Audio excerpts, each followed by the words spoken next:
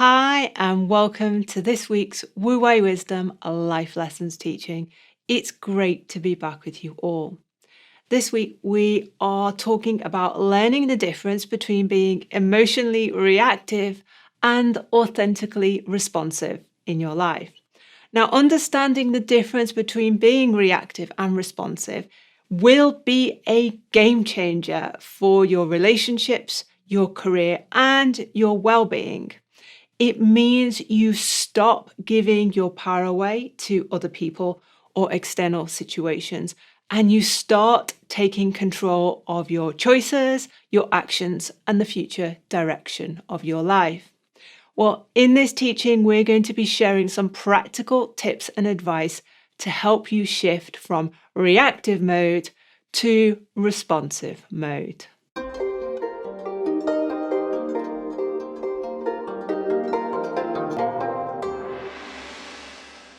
Okay, David, so let's begin with some definitions. What do we mean when we say emotionally reactive? This is a really important subject for us because it goes right to the core of our teachings. This is almost 101 stuff again, right to the core.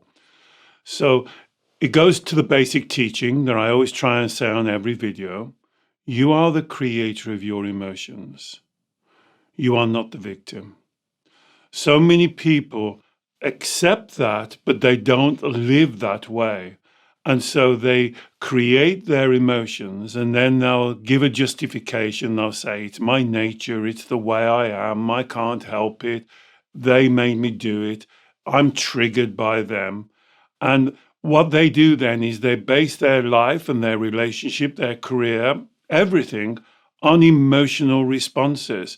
But they're not going to the core of the problem. What is creating it? What is the belief? What is the actual foundation that's creating the emotion? So this is the definition.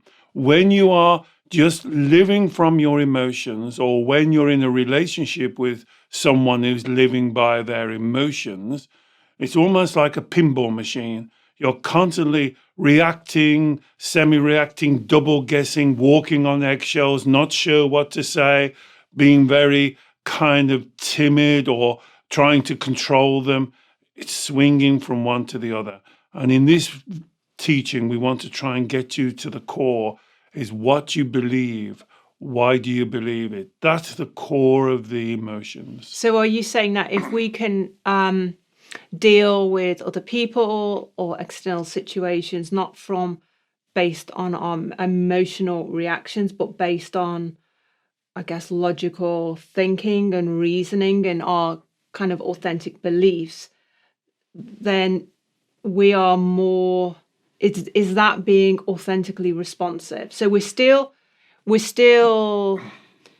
an exchange going on. We're not living in isolation. We're still interacting, but we're interacting from a place of kind of rootedness or groundedness in logic and authenticity.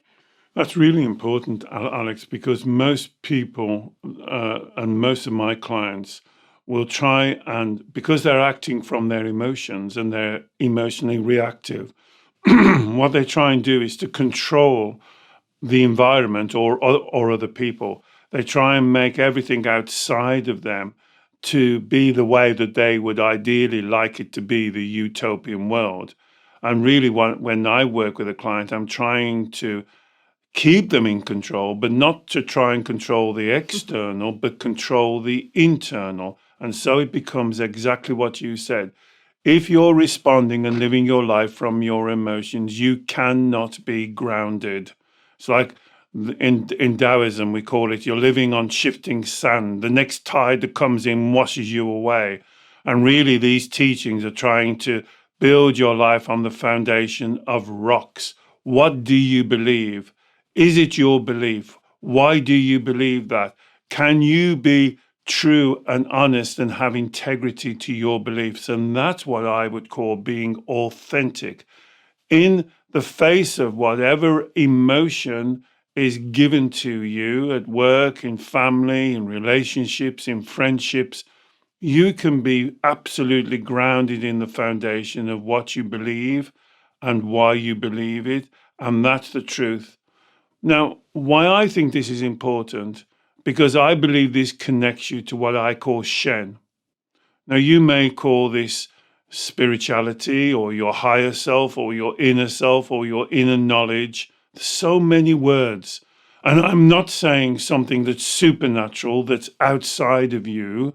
I'm saying what you already have, that's inside of you, that's unique to you, and to access that rather than living from your emotions. So, this is a straight choice for you. You either live on the shifting sand of your emotions, or you ground yourself in this Shen, logic, spirituality, truth, honesty, integrity. I'm trying to show you that this is the way to live your life based on this foundation. And I'm wondering, David, if we let our emotions dictate our choices, our words, our actions, our decisions, it's a very kind of short-termist way of living, because I guess what we're trying to do then is all we ever try to do if we live by our emotions is to find the path of least resistance, to find the path where we're going to eliminate any painful or uncomfortable emotions. So we're going to make decisions or choices based on how can I make myself better here? How can I get rid of these uncomfortable feelings? And in doing that, we lose sight of our deeper, more authentic intentions, our plans, our morals, our values, because we exchange. It's like we make a trade-off. It's like, I'd rather feel better in the short term by appeasing my emotions than sticking to my guns and being more grounded and rooted in what I really, truly, authentically believe and want. That's very true, Alex, but it even goes deeper than that and more profound than that. Because when you're living by your emotions and you have your emotion as the base, then you start acting and doing things that's very inauthentic.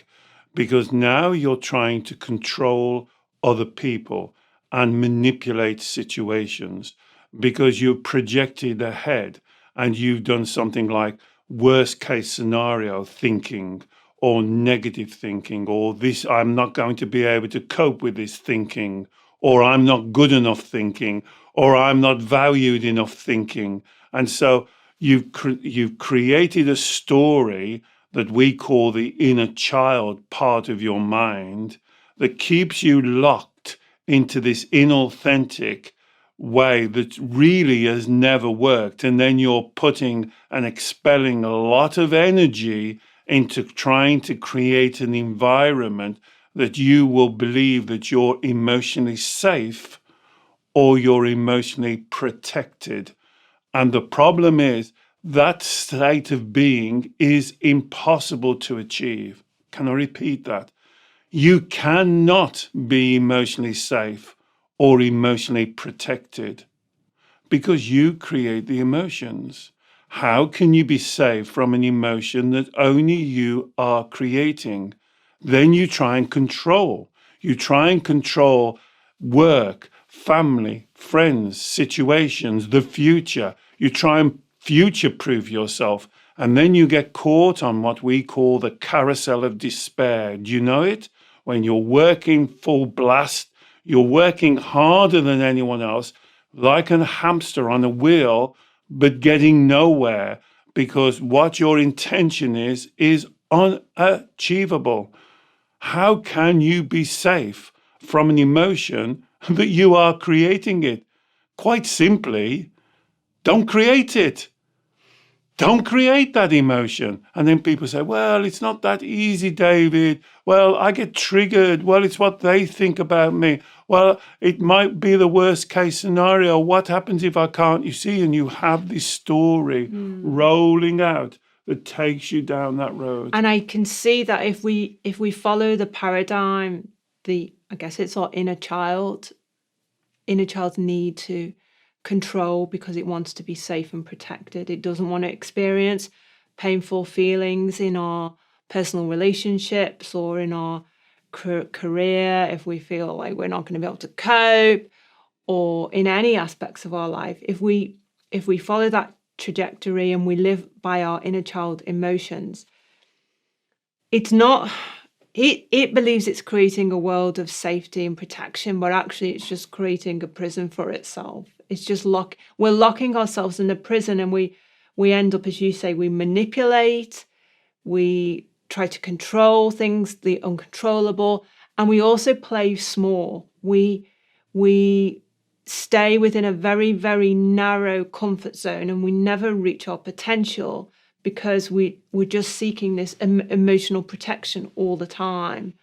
That's correct, Alex. And that part of the mind that we're labeling the inner child will start to create this very powerful narrative, this story that becomes very familiar. And I use that word on a lot of videos, and it sounds such a kind of a placid, easy word. Oh, it's just familiar. But let me tell you, that's one of the most powerful words that the inner child uses in its cards to control you. It will want to stay on the familiar. You may use the word easier. This is what a lot of my clients say. They do really self-harm, self-sabotage, spoil their development, hold themselves back, keep themselves down, make themselves invisible, and then they say, well, it's easier. No, it's just familiar. In a perverse way, and this is what gets them really confused when doing this work, in a perverse way, they think it has an advantage.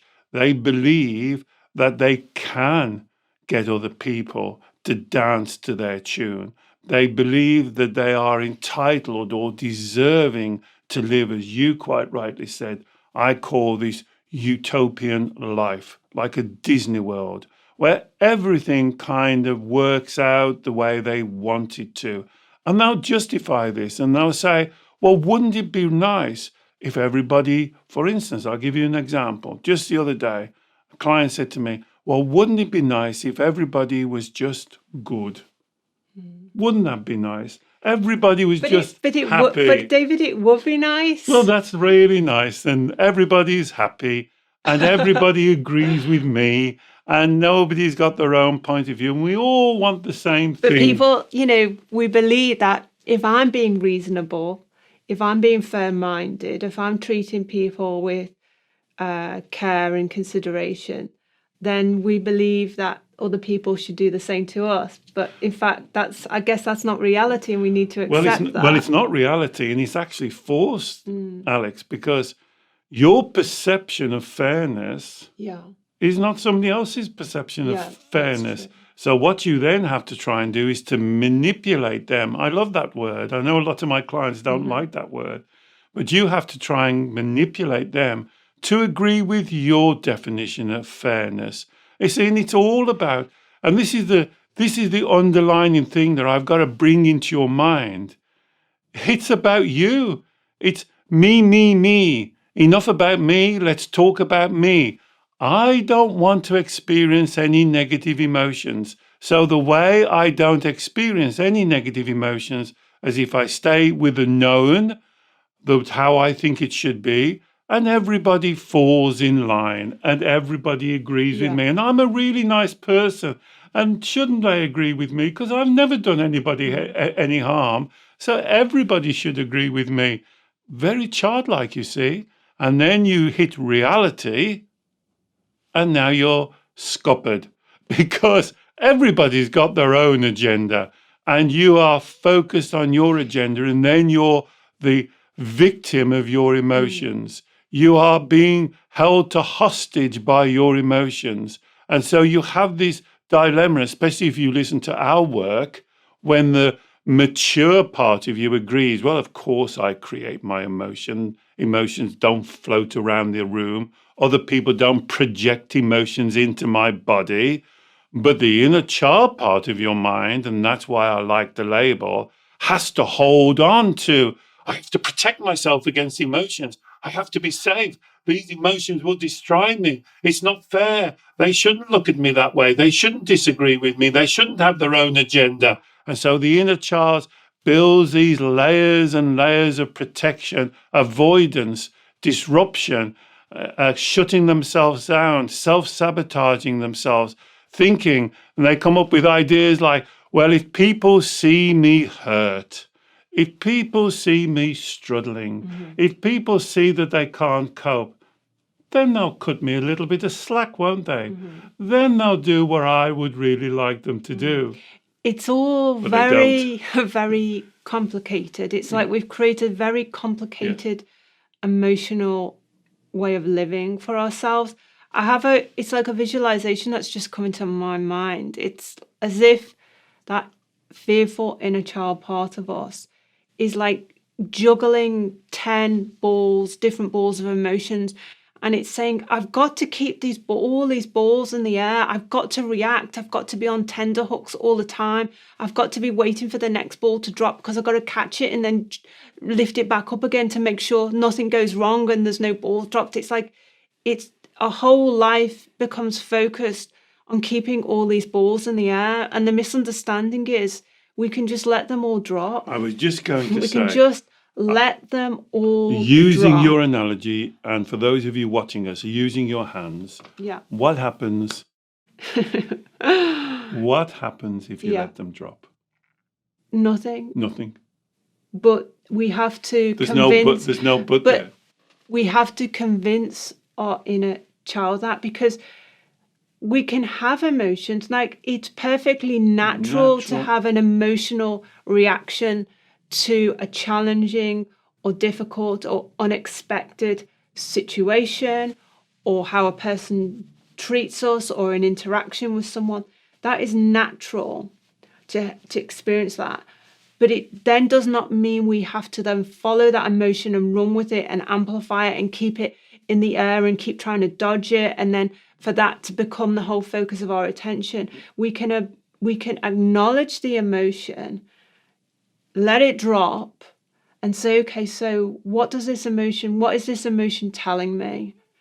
What have I got to learn here? But that's the teaching, and that's why I believe the metaphor or the analogy of the inner child part of your mind or part of you is so very important, because what you just said there is absolutely correct. And a lot of people get this wrong with our teachings. We are not underline block capitals. We are not saying you should not create emotions. I am saying you should create emotions. Emotions are wonderful. If you're walking across the road and a car's bearing down on you and you're scared, you'll run faster. There's nothing wrong with emotions. But I'm saying that you create them. Now, the analogy that you're drawing there is absolutely right. When we're a child, we don't understand that we create the emotion, but we use the emotion.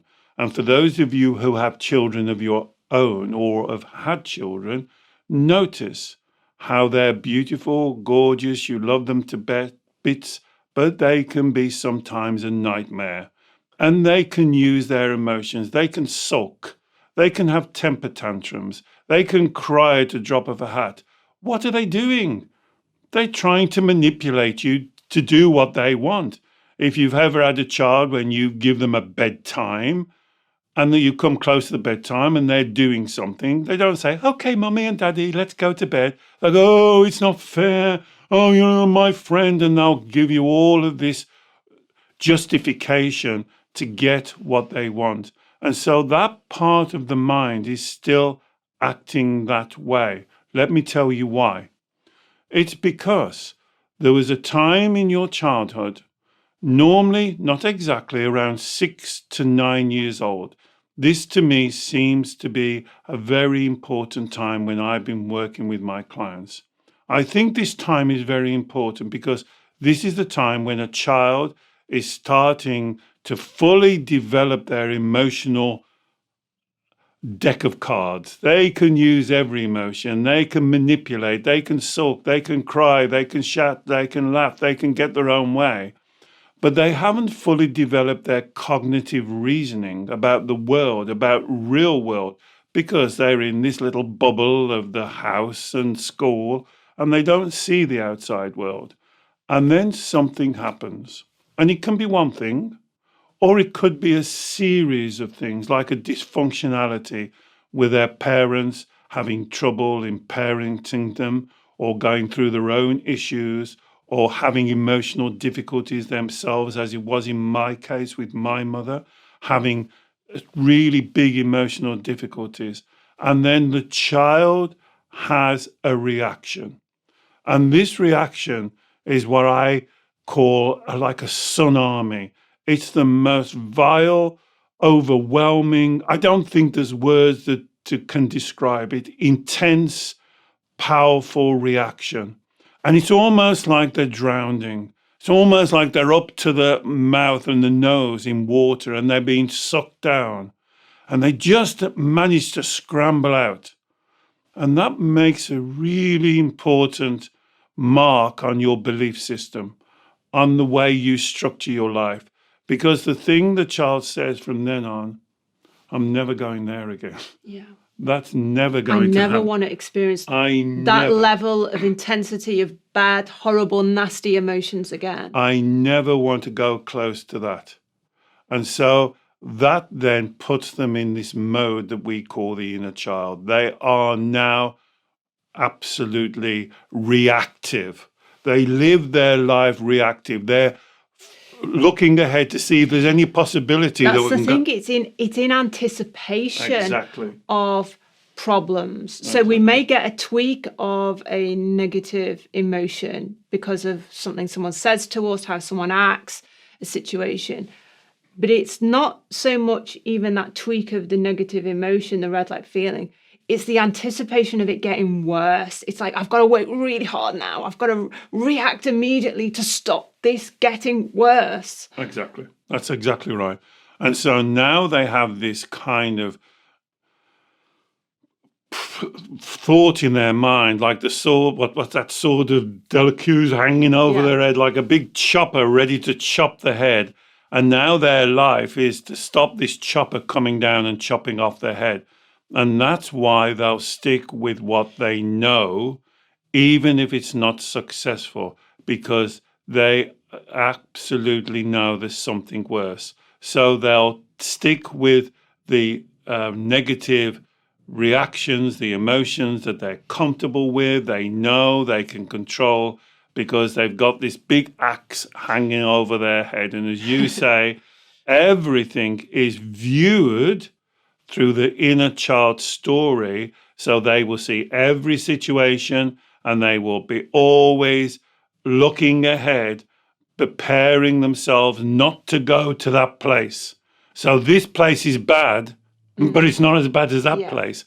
And if you offer them something new, then they'll reject that because, well, I don't know that place, do I? That's the new path. It's the unknown.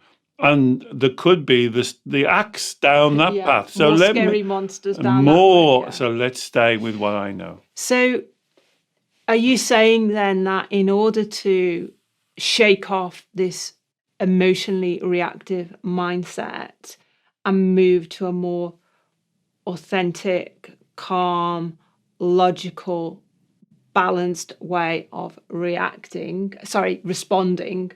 to life and our situations, we somehow have to shake off this inner child mindset? We have to educate that part of your mind.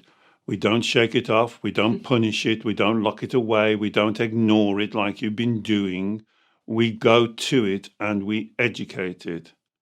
And we explain to it and give it what it so badly needs. And we've done so many teachings. Please look in the archives.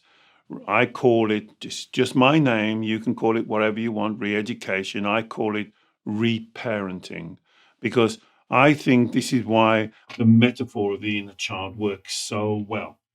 I want you to think of that part of your mind, not as some of my clients say, a demon, the devil, something to be scared, something to run away from, something that's the dark side. This is you as an inner child. I see it as like you're stuck down in a very dark place. And we have to go down and speak to that child, because that part of your mind is extremely powerful. Do not underestimate it. And in times of emotions, which for most of us is nearly all the time, It's not you as the mature adult making decisions. You haven't got your hands on the steering wheel. It's a 6, 7-year-old child avoiding the axe that's going to chop off its head. And so it's making decisions from that filter and mindset. It's looking at life through that way, not through the mature way. That's why when you look back and you say, I can't believe I did that. That's so crazy. Because it's not you that's doing it, it's the inner child that's doing it as a 6-year-old. And also at that time when we made that inauthentic decision or choice, or we acted in that way, it was because we allowed our inner child emotions to completely overwhelm our thinking. And, it literally does. If we allow our emotions to amplify, if we focus on them, obsess on them, let them, run with the inner child, worst case scenario thinking, negative thinking, they will amplify. And then we do get completely confused. We do lose sight of logic. We do become very blinkered, and we do see like no hope and no options. And, it's like our mind goes into a different place. But that's why the teaching of this video is so important, because then you are reactive. Yeah. You are totally reactive. You are not responding from a mature, intelligent, spiritual person. You're being pulled along. I often say it's like you've got a lovely little puppy and you haven't trained the puppy, and now this puppy's grown into, I don't know, a big dog, and the dog's pulling you around. And that's your emotions. And that's your emotions. Yeah. And you're being dragged along by your emotions. You're reacting to the emotions. And I want you to connect to Shen. My goodness, we've done so many videos on this. It is so important. It's the basis of our work, and it starts with the life lesson. The life lesson is something you have to really focus on. I try and simplify it. You are the creator of your emotions. Therefore, you cannot be the victim of them. So if you're making any judgment to lessen an emotion, you are now reacting to emotions that only you create. It becomes nonsensical. You go round and around, avoiding, blaming, dodging, diving, looking outside of you for validation, approval, reassurance. You'll always be second guessing, walking on eggshells. You'll turn self-sabotaging because of that simple yet profound spiritual teaching and life lesson. And this is the life lesson we should be teaching to all of our physical children as well. So as soon as they grow up a little bit and they can start to make decisions for themselves, we should be teaching them how you make decisions as quickly as we can. And that is what we should be doing to our physical children. But first of all, we should be doing it to our spiritual child. And that's why I like the analogy. You watching me now, listening to my words, you are the spiritual adult parent. You have this part of your mind which is like a child. They did not get good parenting skills. It's now your responsibility and your response to go down and to see what's holding on to, what their vow is, what they're so scared of, what is the emotion, when did it happen, and then lead them through that. And then when I do my one-to-ones with my clients, it's the most life-changing thing that they can do. And you have to do it with care, with love, with absolute truth, honesty, and integrity, because you have to teach that part of your mind something that they do not believe or trust in. They are so programmed to avoiding that they don't even know they're doing it themselves. They'll say things like, well, it's just a response, or they'll say it's ingrained. This is what I hear every day with my clients. David, it's ingrained. David, it's a habit. David, I can't change it. You can. They do. It takes time, clear thinking. It takes all of your spirituality takes all of your true nature. You are awesome. I believe in you. You can do this. Keep your mind clear. Don't, as Alex said, do not let the inner child confuse you. That's one of its favorite tricks. It's either the carousel of despair going round and round, or the maze of confusion gets you stuck into the maze. Keep calm, keep focused, breathe deep, drop your shoulders. You can do this.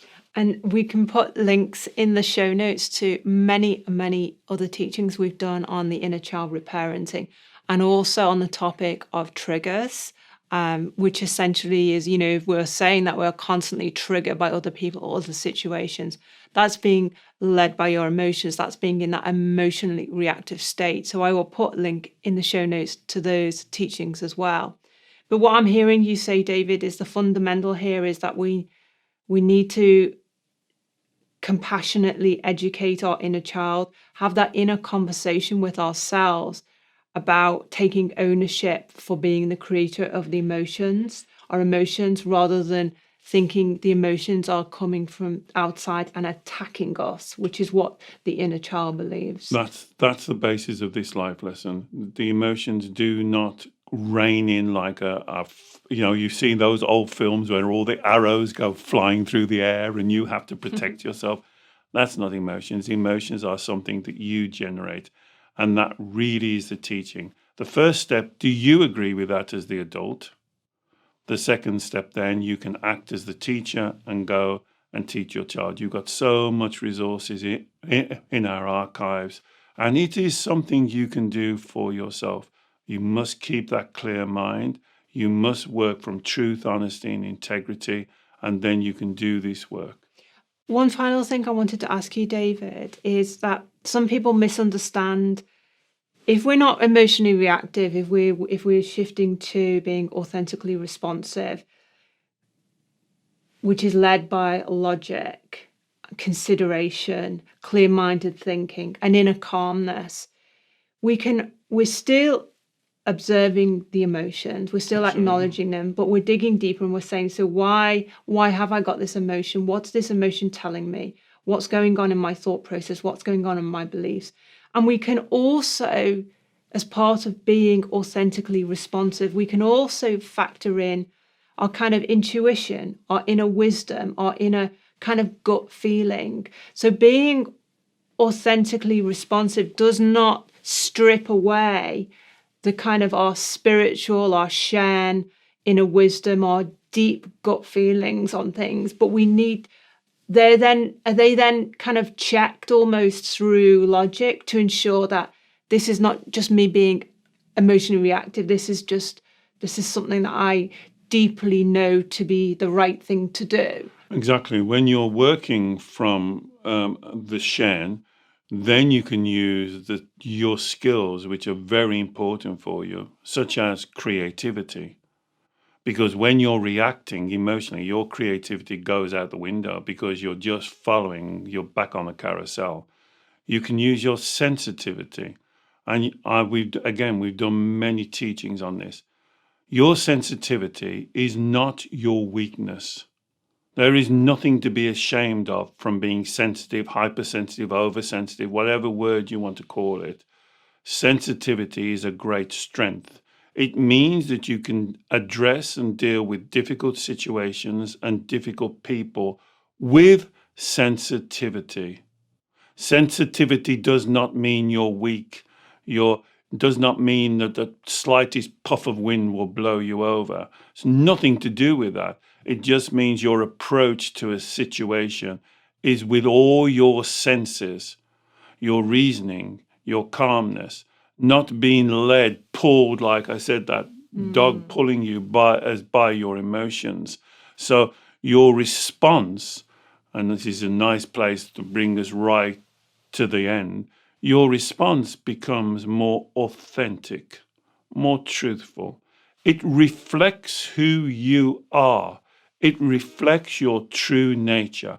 I would say it reflects your Shen, and it shows the world what's going on inside of you. Not that you're just in a responsive mode to whatever's happening.